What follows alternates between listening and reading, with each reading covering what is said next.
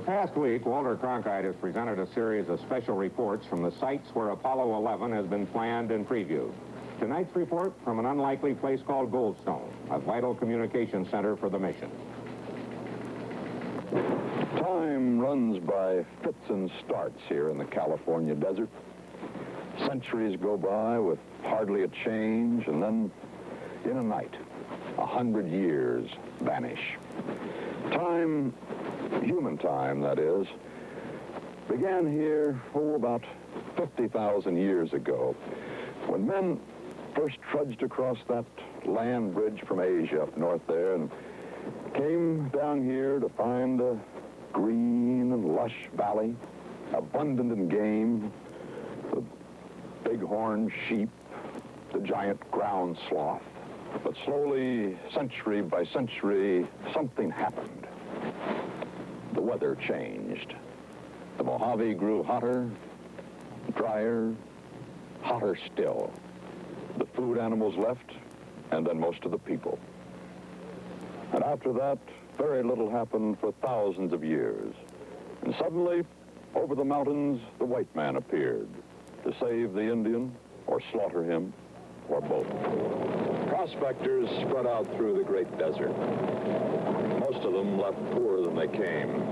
Many of them died and stayed. A very few grew very rich. Not around here, though. They called it Goldstone.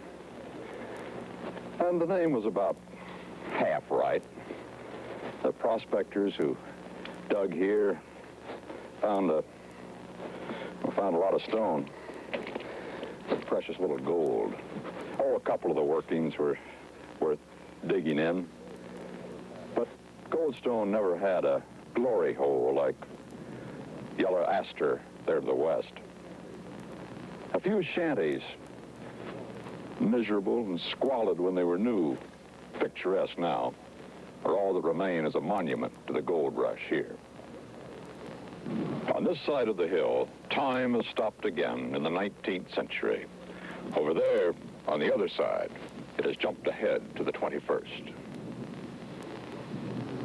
Amid Joshua trees and cactus, strange new growths spring up.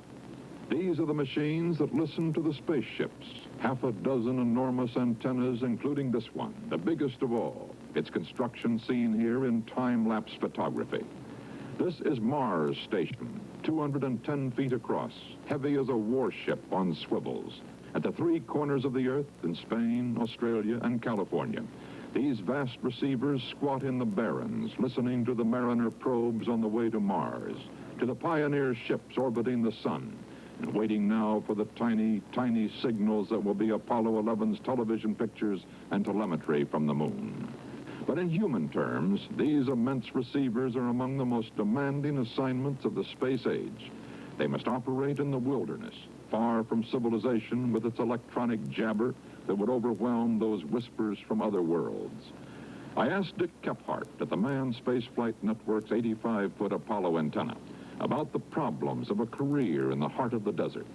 Are you fellows sort of like many sorts of adventurers, Arctic explorers, and so forth, who kind of relish the hardship of your post? I think we do. I think it's part of the job. I think it's part of the will to make you go and stay in these areas. Do you get young men who come into this program who can't take the isolation?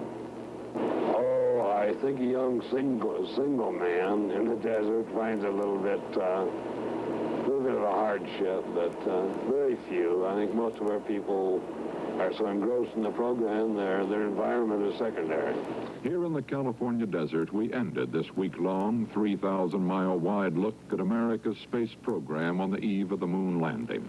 It's a good place to finish and to pause and think, because the Mojave offers a mixed perspective of time and the timeless, of 50,000 years of human history about to turn an irrevocable corner, right now, in our own time, this week, with a step on to another world. And that suggests the question that has always been the most challenging to the human race. What next? Will time again stop on this reverse slope of the Mojave Desert and on this planet? Will mankind, will we, having made this first great stride between worlds, retreat again, as the Indians did, as the Spaniards did, as the 49ers did, surrendering this alien and hostile new desert in the moment of winning it. While with this generation, which has lurched forward so swiftly and so disjointedly toward a new century and a new world, continue to race on, fast and far, farther even than the great Mars station can hear, on and out, past the moon, beyond the planets, to the blazing and glorious universe beyond. That's the news. This is Harry Reisner. Good night.